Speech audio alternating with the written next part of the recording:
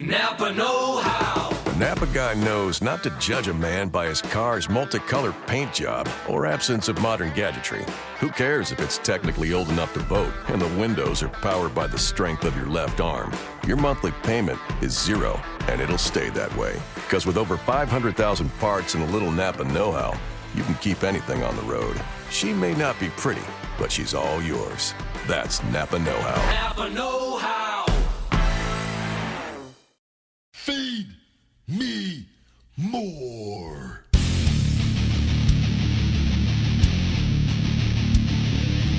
Feed me more.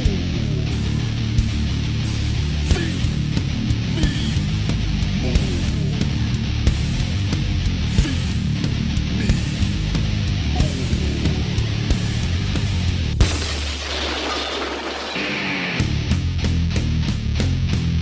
Wake up. It's feeding time. Welcome to Conversation with the Big Guy. I am the Big Guy Ryback, and I'm sitting here with the one, Pat Buck. Hey everybody, this is Pat Buck. I'm your co-host for the evening and every other fucking episode we've recorded. We're knocking a lot of these out. It's, we'll break the fourth wall. We've been recording, just drinking beers and recording a shitload of content. We're doing what we do on a daily basis, like we said with Voxer, but we're now recording a lot of our conversations, and we're having fun and just kind of letting people in. So I think we should be about 4 weeks in, and we've talked about just selfishly ourselves. We should promote. You're always supposed to promote things professionally in the beginning, so I will promote. The beers are getting me. FeedMeMore.com. It's only your second one, Buck. I know, right? Bit of a lightweight. WrestleProOnline.com. I got some pretty. If you're a fan, if you've never heard of that, just come see our shows, New York, New Jersey, and CreativeProWrestling.com if you want to be a wrestler, because I train up and coming hopeful wrestlers. Yes. Where were we last time? We're just telling a story, one big story. Yeah, we're kind of trying to, essentially, I feel we're just kind of catching, we tell everyone the first one, where I was at with the WWE, that last, essentially, year there, and now kind of just catching everybody up on my career and your career and our lives and how we have gotten to where we are right now, because, and, I feel like it's very important what I wanted to I didn't want to get into it on last episode because I feel like that one, the stories there alone are enough. But, in the middle of all that was the book, The Secret, which I've talked about many different times, and just how important that book was to changing my mindset, and a mindset I used to have when I was a child. And I'd lost that through, experiences and just our society. And I fell out of touch with who I really was. And that book kind of reminded me who I was and who I am. And the creation of the Ryback, nice burp there from the Buck, the creation of the Ryback character at this low point in my life that ended up, being the best thing that ever happened to me.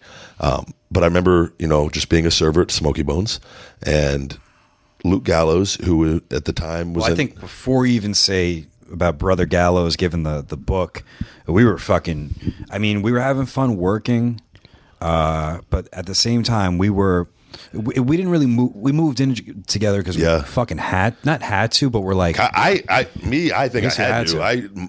Financially I had to sell my truck, and I love that truck, and that was why after I got back to WWE and my first year and doing pretty good, I went back out and bought a truck for myself to kind of get what I lost. That's great. Yeah. And because I always loved that Nissan Titan that I had. I went and got a Dodge Ram eventually because I love Dodge, but that was hard for me. I remember gas prices were really expensive back then in Louisville. It was like gas was ridiculous. Yeah, it was. That's right. I couldn't afford to keep. I remember freaking out, like trying to make my gas last from going to work in the gym and home, and not being able to go that much further past that. And it was frightening. And eventually, I had to go to an Altima that was, much more, gas efficient. So, but I remember, because at that time, and I've said this on the past podcasts if people listened, which I assume they did if they're listening now, we had, I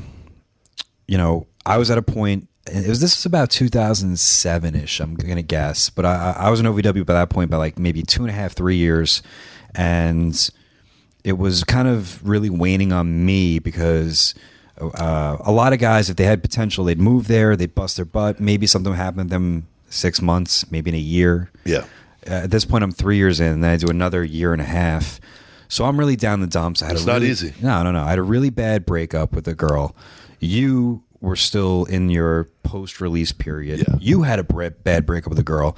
So we moved in. We found I was maneuvering around Louisville, and I was like, "Look, dude, I found this place. I think rent Governor's Way, I believe, was Governor's Way." In maybe it wasn't the worst part of Louisville, but it wasn't really nice. But Yeah. I think rent was wasn't it like $520. It was like, yeah, it was very cost friendly, and I think that was kind of the time we really started. We knew each other before that, and from Smoky Bones, but I think once we moved in together and kind of like, I think that's when the walls came down a little bit. I remember a couple times where I'd be and this may get a little personal for me, but when I came to Louisville, I was in a serious relationship, and that fell to shit. And then I was in a new one, and I'm like, this one's the one. And she was crazy too. Yeah. But I remember being in my car, and it was a snowstorm, and I remember I called you, and you're like, yeah, I got to get out of here too. Like we were just like, these fucking girls. There's something about when you're down like that too, and being alone is, at that point, was the worst thing. Yeah. For where I was at mentally. And, if there's anyone out there listening and going through a bad breakup and, in being Because alone we is hard, you weren't need to put yourself around people. We weren't over it either. It wasn't No. like we were still, I guess you can, not obsessed with the other person, but we just weren't over them. Yeah. And so it was very early on in that period. And I had already, we both had our personal stories and our things going on. It was just it was a lot at one time going on. And it was just kind of coincidental. We were going through it at the same time in a little different ways, obviously, but like ultimately going through the same thing. So I remember we both kind of felt like we were kind of probably failures. Yeah. Move into this fucking place. that was the thing too with the ex-girlfriend for me, whom I haven't talked to her in a while, but we'd developed a friendship after that. But after we had mutually broken up, it got really bad. And I remember her mother, like her dad had died. He was in a plane crash, and it was a horrific story. And I always felt really, really bad for her. That was down there? Yeah, Louisville, yeah. Whoa. He was, I don't know if it was for it wasn't UPS, but it was something like that, like shipping, and he was in something. And the mom, I ended up, she asked me to move in with her, and I left. That's when I was living with Cody Rhodes, and I went and moved in with her, and was essentially, I was getting up early and taking the baby to daycare and going and serving all day, and she didn't work for quite a while. Then she eventually got a job, and I had my hands full, but I was out of wrestling a lot longer than I wanted. I kind of got caught up in this role of, you know what I mean, in this family life. Yeah, you're dad. That I didn't necessarily know I was going to get into, but it just kind of happened, and I committed to it, and I did my very best. But her mother kind of looked at me, and at this point in time, and I can say this because I'm not in WWE now, the Chris Benoit stuff had just happened. Yeah. And in that tragic story. Sure. And so, and I'm this big jacked up guy. And at that point in time, the media and everything they were making about the Chris Benoit story with the steroids and all that. And so her mother they had money, and they came for money, and and I don't want to say they ever had anything easy, but they had money. Yeah. From the incident with the dad and all that, her husband. Oh, okay. So she kind of started putting in the daughter's head, like, this guy's a loser. This guy, he's not he's like this. These wrestlers are bad news. Sure. And her mom paid for her house, but it's all a blessing in disguise, because I needed that to end to get free to be able to have time to go back to wrestling. And it was. I remember she made some really, really rude comments to me that I was a failure, and that I was never going to make it in wrestling. And I remember that hurt me more than anything in that point, and kind of was like, I needed that though, because I felt so betrayed, because I had stopped that for her and that baby. And then when she threw that in my face, it was, fuck you, watch what I go and do. And I went and did it. And she never will ever bring that up ever again. But that was the fuel. You occasionally talk to her now? It's been a while, but like it's probably been over a year. But she used to always text me and talk like Casual? yeah, Wow. just casual. But it was just one of those things, and we're young at the time, and Sure. people say things all the time when they get angry, but it was, thank God she did, because I needed that little spark right then to like, I could fucking do this. I'm gonna, not only for myself, but to prove you and you know what I mean. So that goes hand in hand with, now we're living at this like shithole. It wasn't that bad. We had some pretty peculiar people walk by our window. Remember that a couple times? Drug dealers and like, it was. And I look back and we remember the laundry room was down, and we'd walk outside. You had to walk out there to go to the laundry room, and everything was a little run down. But yeah, I mean, I enjoyed. I remember. I enjoyed it too. It was a good time. We didn't have a lot. We were going day to day essentially and whatnot. But I remember one time in particular. I remember there was a couple times post breakup. We both were fucking mopey dopes. We both were like really upset, and we both wanted to be back with our partners. Yeah, and we were both just like, oh, woe was me, woe was me. I remember you were having fucking nightmares about her. Yeah, you were just like, I do, this is fucking ruining me. We'd still go to work a fucking 10-hour shift, do all this shit, and then it was now. I remember the gallows thing. Yeah. So. It's funny you say nightmares. During that whole period, my first couple years wrestling, I never was a guy, like I used to have dreams, and I started having nightmares and having these, because my mindset had gotten so negative. I don't have nightmares anymore. Once I started the meditation, and we'll talk about that on another episode on the Holosync by Bill Harris, who's in The Secret, and how that changed my life with my ankle injury and my nerves and all that. And I meditate every day for an hour.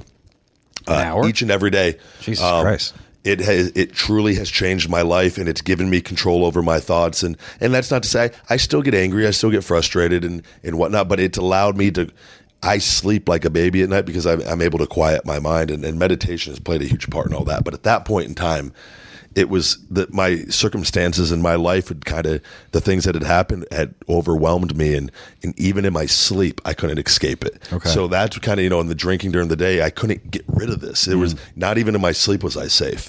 So, but eventually, Luke Gallows, who was Festus at the time in the WWE, I think he'd gotten wind that things were not good with me. Yeah. Probably all the guys talking, because for him to come into Smoky Bones, he never would come in there. And I think he wanted to see me, and I believe he came in there for a reason. And you guys were close, right? We had, in Deep South Wrestling, we lived right next to each other, and we were like the first two down there, and he actually tried out for Tough Enough, $1 Million Tough Enough. That's right. So that was our introduction to each other. And, in the wrestling world, it's kind of a small community. Yeah, sure. And the guys that and we always, even gone long periods without talking or seeing each other, and it's like we've never missed a beat as far as like we're the same two people as when we started, and we and he's a character, as everybody knows, and he loves having fun also, and I think that's what kind of always has been our thing, is we like to have fun. He came in though, and he ordered, and he was having lunch, and he goes, "I hate seeing you like this." And I go, "Like what?" Like, I'm in denial. Like, "What do you mean? I'm fucking great. Like, life is good." And he goes, "No, it's not." And he's like, you need to be wrestling. You belong wrestling. You are a wrestler." And I was like, "Well, I don't know what to do right now. I can't get by. Like, I got to work all the time." And he like at that point in time, I think he was having a little run with Undertaker. That's right. As Festus. Yeah. For him, his booking as Festus, that was kind of the high point. Peak, during, during that. And he goes, "I just read this book called The Secret." And he goes, "It has changed the way that I think, and it's helping me a lot." And so he left me a tip for $30 or $25, whatever it was. And there was a bookstore across the street. And he goes, "I want you to go get this book as soon as you can." And it was one of those things. I think I left work that day and just ran across the street and bought it. And then I read that book. When I read it and I went through it, it was so overwhelming because it made me realize just how negative I was being. I couldn't even, like, a positive thought was such a, oh my God, what is that? Like, I was just so negative and defeated, and I was just ashamed of myself. And reading the book was hard that first time. And I actually had to go, I went and I bought the DVD, and probably used a coupon to about make enough money to get the DVD. And I would watch the DVD every night, and I was still drinking really heavily at this time. Yeah. But I remember I would read at home. I remember reading and trying to read as much as I could before I would start drinking to try to really absorb the information. And then I would watch the DVD to kind of subconsciously, even falling asleep with it, just having this reinforcement every single day. And it was a really, really tough process for me to look in the mirror and to realize just how fucked up my life was at the time. And, Sure. and like, I need it. And there's parts of the book and where some people look at and laugh at and whatnot, but it's a mindset. And it's not that, oh, I believe I'm going to make $1 million and $1 million is just going to fall on your lap. It's a mindset. And when your mind believes something, the work ethic will truly follow if you really believe in it. Yeah. But I bought in. And I think, as you know, is if you buy into something, it'll work. If you buy in and give it your heart and soul. I just remember, I mean, because a lot of people here talk about this, but like I lived it with you, so like I knew that like you came out and you know you're going from this dude. You're like, I've been having nightmares, and then one day you're like, dude. So get that. And you told me the story, and you told me about the book, and I was like, I'm interested. Let me know because I need help with some way. I don't know if you remember this. I had a fucking hypnotist come to the house. Yeah, I remember all this. I was so depressed and I was so strung up and like. Which didn't work, and I just didn't. I was trying everything I could. Yeah. Anything to try to improve upon the current situation. Yeah, because I was still in school, still struggling with wrestling. It wasn't like any, you know. I was in a point where I never fully kind of stopped wrestling, but there was times where I slowed down a little bit. But I was still in the mindset, hang in there. You're gonna get a job soon. Something will happen. Something will happen. And nothing was happening, and then.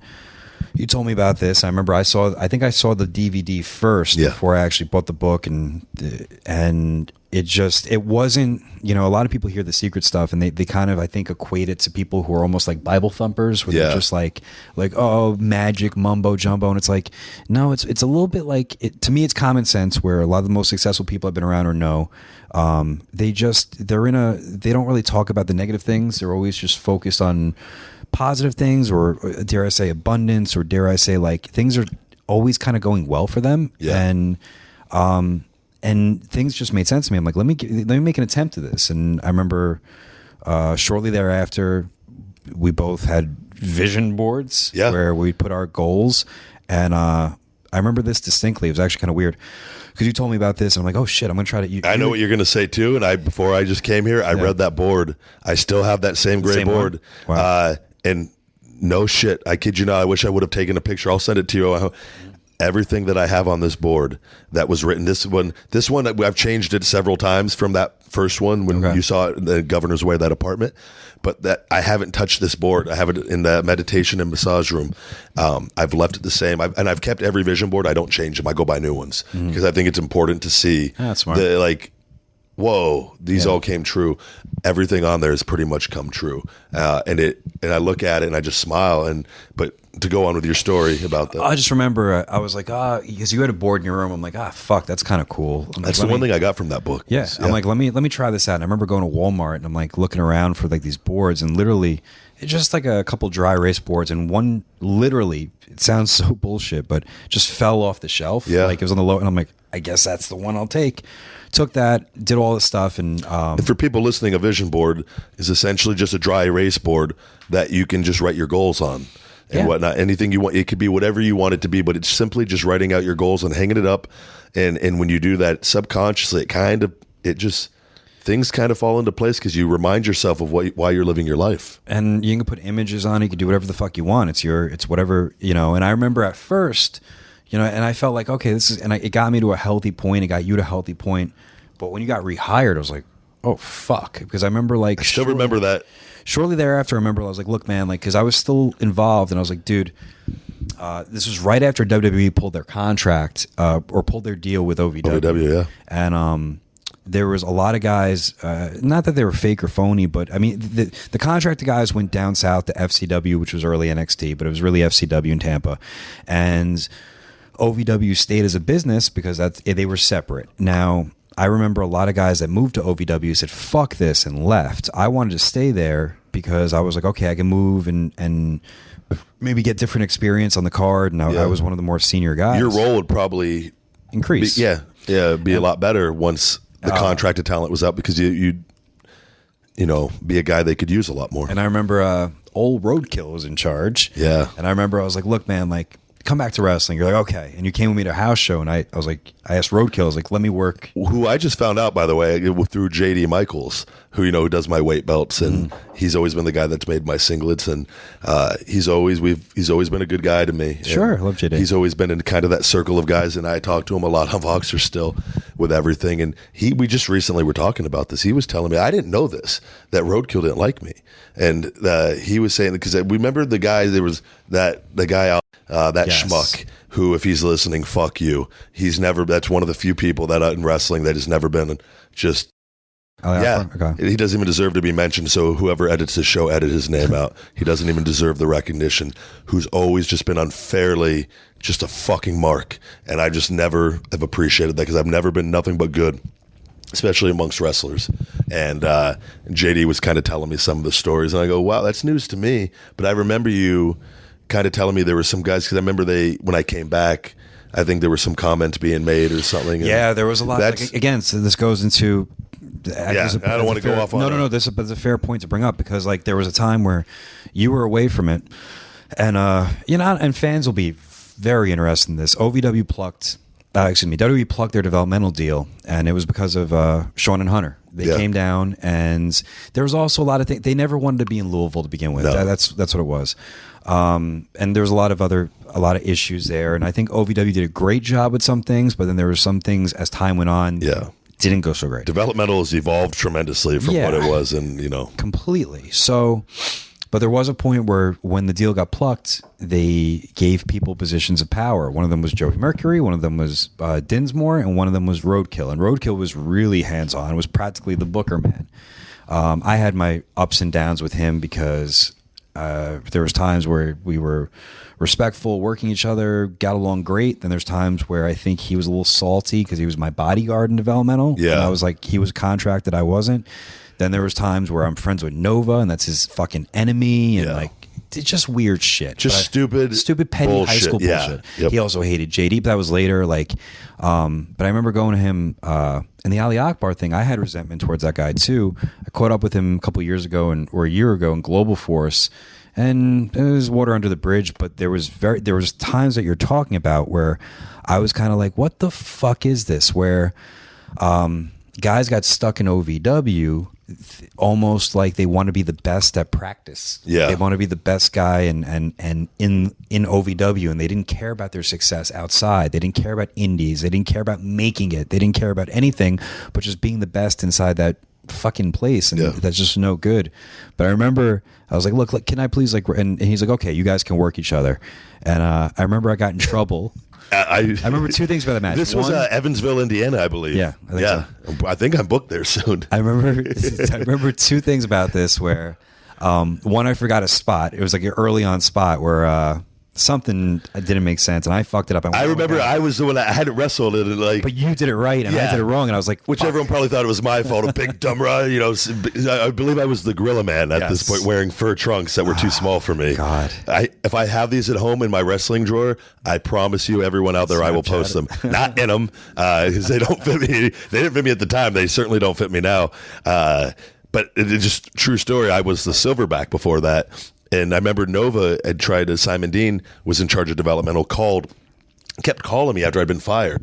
And I was just like, fuck this. I don't want to talk to anybody there. They fired me. It's over with, blah, blah, blah. And I just ignored the phone calls. But supposedly he was calling me to get my blessing or approval if they could use the Silverback name with Mark Henry. And if anybody out there remembers, Mark Henry had a run as a Silverback. That's and funny. That was on main TV after I was in developmental, and that's not seen by that many people. So when I came back, he was done using the Silverback name, or it was too fresh off of it or something, where I was like, well, I'm a gorilla. My nickname was Silverback. I'm the Gorilla Man. Yeah. And I was never a fan of Gorilla Man. No. And I believe that was a Cody Rhodes. That was like his Dustin Rhodes Shockmaster was the Gorilla Man. So that was that's funny. We need to find, and again, this is going off on a tangent a little bit, but it's all right. There is footage somewhere out there of Gorilla Man. Remember, was it Josie? What was her TNA name? Sojourner Bolt. Sojourner Bolt. Yeah. She had that gig in Cincinnati where they'd go down there and do the wrestling videos. Yes. And there's footage of Gorilla Man out there, drunk, hungover on Jägermeisters, out partying the night before. It was like $500 to go into Customs wrestling, Customs brother. wrestling, Dude, and it was nothing like. cred's going But it was up. me beating the shit out of 2 female wrestlers, and to this day, that's a big market. as Gorilla Man. So there's somebody out there right now that has this footage, and it was nothing. It was straight up wrestling. Yeah. But it was violent. It was what CM Punk says I did to him to these girls. Oh my god! From Sorry. recording this, I totally forgot you did indie bookings or a couple like after. And you did a custom. That's big in the indie realm of. That's funny. That's fucking funny. Yeah, I've had my few share of things. I remember distinctly that match after Roadkill's like, "You got to be fucking kidding me." I don't think you German suplexed I gave me. you 3 German suplexes. I gave you the old Benoits. I wanted to take him because Yeah. I was like, yeah, I need to get in there and bump around, and I got to feel. And like, he scorned me. I'm like, come on, man. There's like fucking 30 people here. Like, we're just having fun. I was just trying to get my wind, to get back in the ring and take some bumps and wake back up and to get my footing back under me. And I'd been out of the game for a little bit, and we're friends and going out there and whatever, psychology wise. But honestly, it's not that crazy. Guys are doing it left and right in WWE. Yeah. They have 160-pound guys beating 300-pound guys like it's nothing in 2 minutes. So like we were ahead of the curve. Yeah, I guess so. Fuck. That is something that went away. Not to knock or not knock anyone, but like I always thought it was really weird with independent guys when they would be not small of frame, but still not big dudes, and they could do all these power moves. And I'm like, what are you gonna do when you wrestle someone that's you can't do that to, but they get all this independent cred on being this like powerhouse or this creative wrestler. And I'm like, you guys don't know what it's like when you're 5'10" and 200 pounds and you're the smallest guy in a system. Like it baffles me, but things have changed so much. Where That's one thing that really bothers me with WWE today. That they've so in the UFC and whatnot, you have weight classes, and they have weight classes for a reason. And you put Conor McGregor in the ring with Brock Lesnar, That's a huge difference. Huge difference. And the whole illusion of wrestling is that it is real. And now it is. I feel like that's one part of the psychology game we have thrown out, and we've said no. This 160-pound guy. It's almost like being bigger there and being talented is a punishment on certain levels with certain guys. Yeah. And a guy like Sheamus, who everyone has their opinion about Sheamus, but Sheamus works his ass off. And I think Sheamus is great. I don't know. And I like Sheamus, and me and him talk occasionally, and the guy goes out there, and if he's ever been tired, I've never seen it. He gives it his all, and we've had some battles out there, and we always talked about we never really got to have a real program on TV. But you have guys out there, he's a big fucking guy, and he is a brute, and he goes out there and he is violent and he is vicious, and I've worked him, I can't tell you how many times, and he has never ever hurt me once, and I have always thoroughly enjoyed working him. But you have him going out there, and it's almost like that. The size doesn't matter anymore, which it should still, though. It should. And that's one thing that really bothers me, and that you're doing this move. And no, Ziggler used to always get on me, and it sunk in eventually. Your one punch, it's not like throwing 5, you throw 1. And like he's always been ahead of it, and he's known, but it gets thrown out the window up there so much where you do this and that, and the guy's up and running around 2 moves later. Yeah. So. I mean, and it's not to sound like old curmudgeons with wrestling, but I just think there's an art to apply it, like that thing.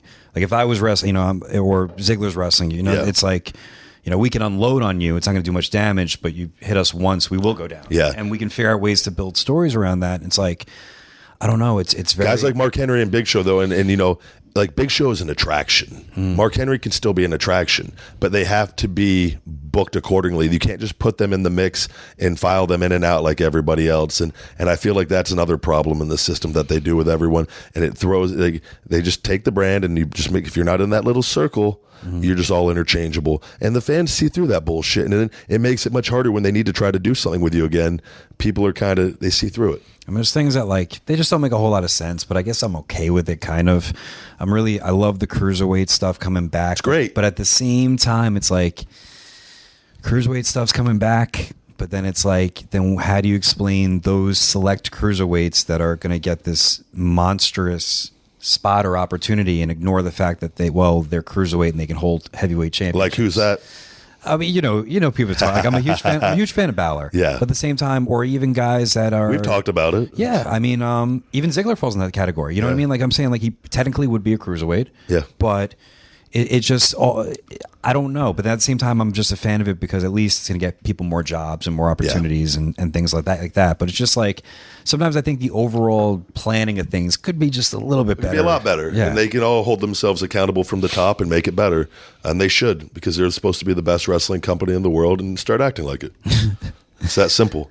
But not to get off point, back to the subject. I don't know what the fuck we're talking about. It was The Secret and the creation of Ryback. I got to a better place. I think we both collectively got to a better place. And I remember like distinctly, it was like summer of 2008, I believe, because I was in a new healthy relationship and I was wrestling all the Six Flag Kentucky Kingdom shows. Yeah. And I had a great time doing those things, and they were very packed houses. And Always a good time. yeah, always fun. You're in the theme park all day, then you eat catering and you wrestle. And it was great. And but I remember one time I came back and you were at home, and that's when you had your epiphany of Yeah.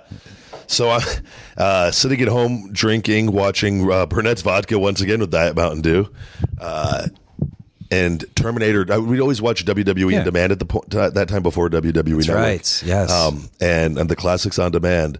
And I remember Terminator 2 was on TV one night, and I a little bit of a mark boy for. I always loved Arnold, and I just think his a great success story and human being, and I've always admired just the work ethic, which we need to tell. The funny Jericho always loved.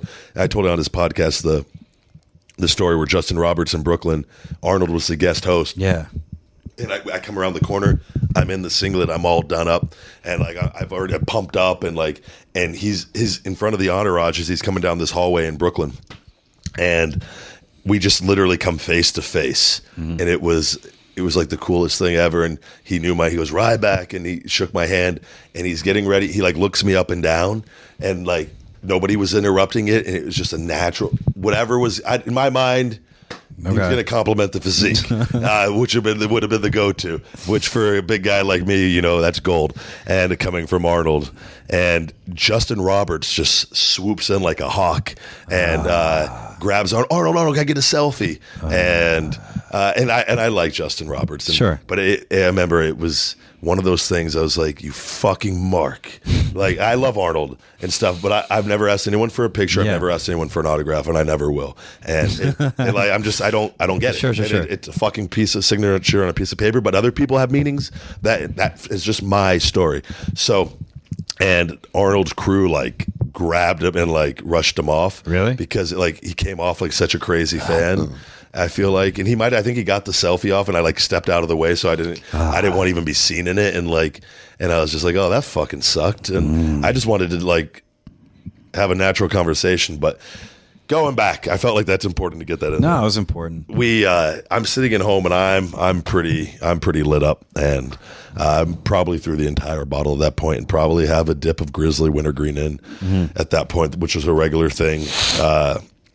And I remember seeing Arnold on TV and whatever scene, and you get to a point when you're drinking, like you're bad, and like this was one of those moments, but it was so bad it was good, and I'm just sitting there, and I don't want to say like delusional or anything like that, but like I probably should have been to bed at that point. And when you add chewing tobacco on top of a lot of alcohol, it kind of puts you in a whole other realm, and anyone who does that knows what I'm talking about. I'm sitting there just like, I'm a Terminator. I'm a machine. And at this point, I have read The Secret numerous times. And it was starting to try to like break through, but it hadn't broken through yet. But with that Burnett's Vodka and that Diet Mountain Dew and whatever scene that was with the Terminator and just something, it had such an impact that it's like, that's what I got from The Secret. What scene was it? Walking through the mall, coming through lava? Probably, yeah. It was something, I don't know, but it was so, I was so drunk, I don't remember it, but it wasn't even about that, the movie. It was about the book breaking through from that, and it was, I'm a fucking machine, I'm a Terminator, I set fucking goals, I set missions, and I fucking destroy, and I achieve those motherfucking goals. And I remember sitting there and just repeating it to myself. Hell of a promo, and started talking to myself, and that's when I started doing promos, because I'd always heard like cut promos and like I would always be shy and but like you had this character idea. I didn't have that courage. I thought that's crazy. I'm talking to myself. Sure. But that's kind of where it like all.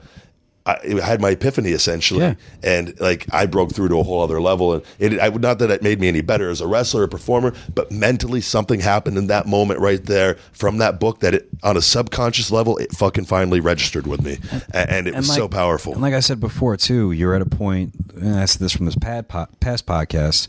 We're both there, both in our. We have wrestling on the brain, but you still were removed. You may have done like a match or two, but like I think you finally found something like, okay.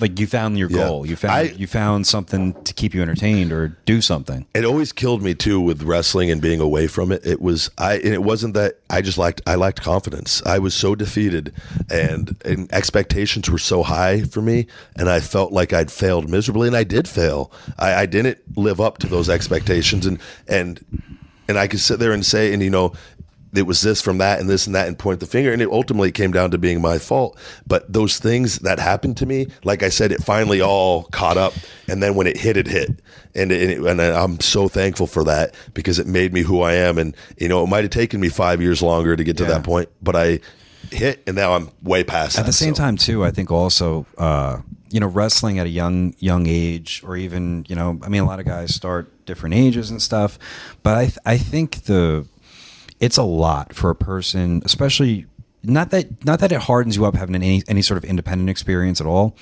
but I think even me being there, and I had 4 years experience before I got to OVW. Yeah. Neither one of us were ready for the position that comes with being involved in such a company. I think with WWE, the mindset, not so much we had the work ethic, but it was like just the way business is conducted, where it was almost not an immaturity thing, but it's like that break, that time period away, and that I think that's what we're both grateful for. Like when you had the opportunity for later, and what kind of prepared me was like the fact that things weren't going so well, and things were we had to figure shit out. Yeah. But I remember coming back and you telling me about that. I'm like, oh, and I remember I had my like kind of new girlfriend there, and I was like, I don't know. Probably thought I was out of my mind, but you touched on something right there too that I think is really important to talk about, and it's with today's audience. And I feel that like the guys that have that independent experience, I don't know what it is, but it's like, and not that in you want to appeal to the entire audience, but there's a very strong part of a vocal part of the audience that's at every show that knows about the independent scene, and that these guys have put in and paid their dues on that scene. And I feel like sometimes with guys, that are just in the WWE, like me, I came in through the WWE system. Sure. I am homegrown from the very beginning. That kind of, they sometimes hold that against you. They do. And so for me, in like Cody Rhodes leaving, I think Cody had to leave. He was smart enough to know he had to leave with the way things are there right now. And my contract was out. I had to leave.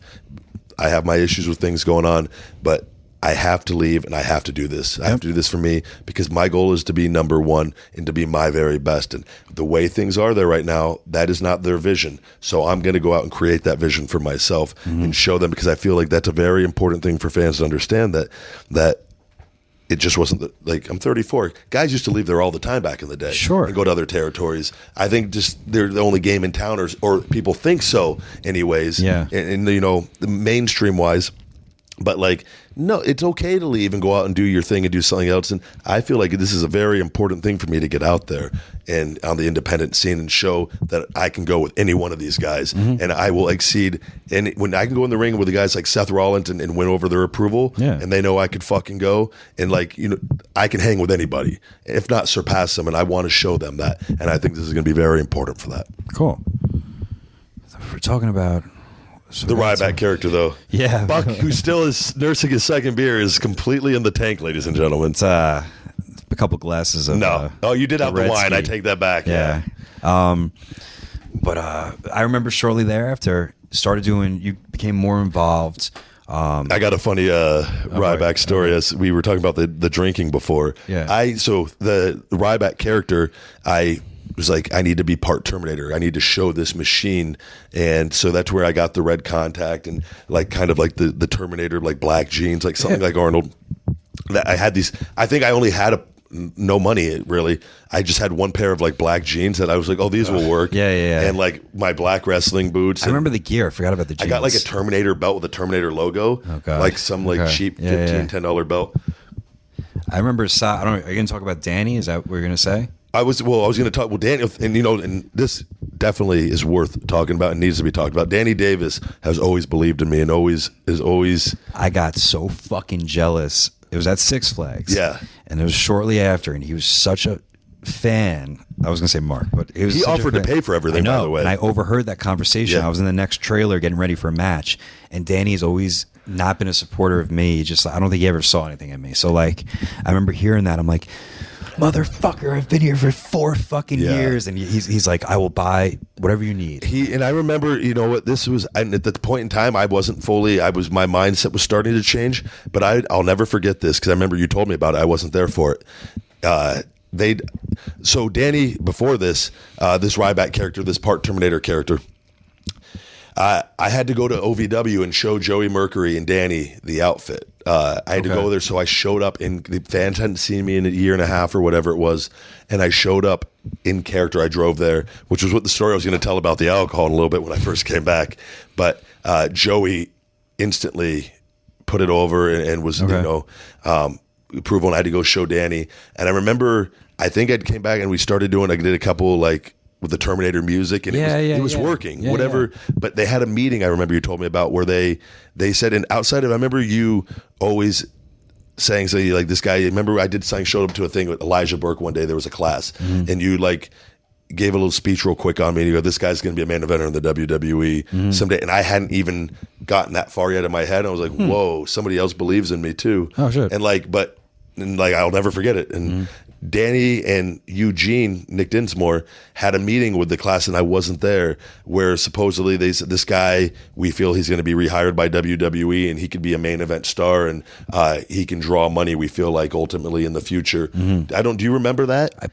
Maybe. Because you came back, and I remember I was like, in my head, I was like, whoa, what? And like, Danny, thank you, Danny Davis, if you're out there and you're listening or anybody knows him. Thank you for giving me the opportunity and believing in me before I even ultimately believed in me at that level. Offering to pay, and I turned it. I go, no, it's all right. I think I got some tax money coming back, and sure. I didn't want to take any money from anybody at that point, and I had them enough money to get the outfit and to kind of get everything rolling with the Ryback character at OVW. I just remember like we're both down there. I think at the time I was a senior guy. You were back in the mix, and we were both working, and that was a lot of fun too. The OVW TVs, the house shows. I remember we had a stinker of a match in E-Town. I don't know if you remember that. You allowed me to beat the fuck out of you. This was you were the baby face. I was already leaving. I got re-signed by WWE. Was it that? Yeah. Okay. And I lost the loser leaves town match with Anthony Bravado. Okay. Blair Moan at the time. But I remember like we were just like at that. I was like, let's fucking. You were the first guy he beat me with the ether. Was it what was that it? Sucked. It was like ether on a fucking towel. Yeah. It was like 1940s. Well, I was a part fucking cyborg, so it's not like he's. But I remember like, why would that work on a cyborg? The finish of the match was like a ref. I think a ref like got bumped, and this big bad vicious heel. And he was a big dude. And I need to go back and watch that match. He worked hard, and he poured ether. And I remember the commentators were putting it over like, "Oh, we could smell it from here." It was gasoline. I think I was told not to breathe during it. And he puts it on, and defeated the almighty Ryback. But I remember also before that too, we knew Johnny was Laurinaitis. Who was I did my homework on this actually. The head muckety muck was coming back, and I was at OVW for 4.5 years. John Laurinaitis was maybe there 15 times total, and in that whole time span. So him coming there, we pretty much knew somebody probably was going to get a job. Yeah, and I wasn't going to go to this, by the way. You weren't. I remember you said you're like, should I go to this? I'm like, I don't know. Do you feel ready? You're like, I don't know if I should go. Maybe I should. I didn't go. feel like I'd been gone long enough. Yeah. And you fucking went there, and I'll never forget that. That's actually, who's to thank for that. I was at that, was it Fitness Factory? Yeah. The gym? Yeah. And I called Danny and told him I wasn't coming. Mm-hmm. I think it was the next day. And Elijah Burke, I just happened to run into him, who I hardly would ever see there. Okay. And he said something to me. He said, "You going tomorrow? You gonna get rehired?" And now I'm not going. I don't want to go. And he cut a promo on me. Really? Yeah. And I always got along with Elijah. I always did too. Yeah. But he essentially said, "You never know when this opportunity is going to come up again." And you know what, Danny? I believe John Laurinaitis never went back there ever since. He went back there. It might have been once if he did. 6 months after when Lupe was hired and I wrestled him. And then that was it though. But after that, I remember, and I thank God, whatever he told me, and it lit a fire under my ass. And I went home and I believe I wrote 3 promos. And in the wrestling part, I knew we were going to have to go in there and do a match. I don't even remember. But the promos, I felt like we're going to be I don't know what it was. It was something instinctually inside of me told me that promos were going to be important. And in knowing Johnny, I did my homework on him, and I remember there was some Terminator stuff, and like I don't know if it was Road Warrior Animal. Yeah, Animal did a Terminator gimmick, but I had like kind of did like the history of his family and had it like scanned like that type of promo, like recalling it like a Terminator. And I remember I did the one promo, and after I did it, he immediately says, "Cut a promo right now on this guy on Jericho or something." And I remember I had like 3 promos, and I just cut another promo, and I didn't hesitate. I didn't stop. I didn't freeze anything and everything. Whether it was good or okay, it was good enough. And after I think we did a tag match, and I didn't do anything special. Yeah, it was almost like he didn't give a shit. Didn't it? It didn't matter. I could tell by the promo. I was sitting there. I was like, he got his job back. John Laurinaitis has always been a guy who has believed in me and supported me, and we have our history a little bit with the ankle stuff and things, and as we'll talk about that in another time. But you know, he's. If it wasn't a business guy, I have my personal issues. He could have hired me, but then again, I'm blessed that I never got hired. Yeah, you're one of the few guys I feel like who's done very well for himself outside of not going to WWE. And you could have. You had as a referee too at one point, right? Yeah, when I trimmed down to fucking 175 pounds, that was be best friends with Mark Carano right now. Your life could be fucking great. So, but I remember hearing the promo, and I remember that day too. I remember it was very awkward because like. You know, we all looked up to like Eugene and Conway. They were like the local legends there, and they already had their run, and they didn't have jobs at the time. They were released, you had your match, you had your promos, and then I remember they're all in line. Everyone is in line. Yes. It was such a weird thing. It was such a weird thing. Seeing them in line, I remember it was like, that's weird. It's like, you fucking work SummerSlam against Hunter. Like, you're in line for a promo? I was kind of like baffled by that. I was almost like, Jesus. I remember the last match on the card was me and Conway and Croft versus, I believe, JD. Was Jack Bull in that maybe? No. Okay. He might have been in my match, actually. I think maybe JD Dinsmore and God, I can't remember who the last person was. It may have been Dirty Money. I can't remember. But I remember we had a match, and it was just a regular 6-man tag. All those were on the fly matches, cold on matches. On the fly, and I'm like, maybe, he'll give us some opportunity. And then I remember getting, like, jealous of Croft, because Croft literally went to him and was like, hey, like, I'm good now. Is it cool, like... What do I have to do? He kind of had a little bit of a drug problem and everything, and that's why he got released. He rehired him on the spot. Yeah. And I was just like, again, I was very happy. You told me about your thing. I think we went to the buffet after, and I was just like, I kind of... We did go to the buffet. I forgot about it. Yeah. Because I remember I sent a text to the ex-girlfriend just to let her know that I'd been rehired. And...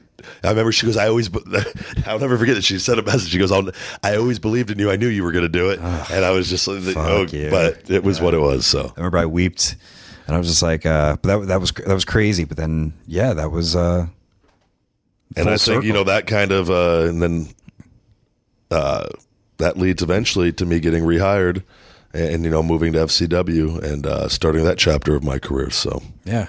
We'll save that for another time, though. All right. This has been Conversations with the Big Guy. We're going to promote FeedMeMore.com, promote WrestleProOnline.com for New York, New Jersey independent needs, CreatorProWrestling.com. I'm Buck Never Stops on Twitter. I am the Big Guy Ryback, and you've just listened to an episode of The Conversation with the Big Guy. Thank you.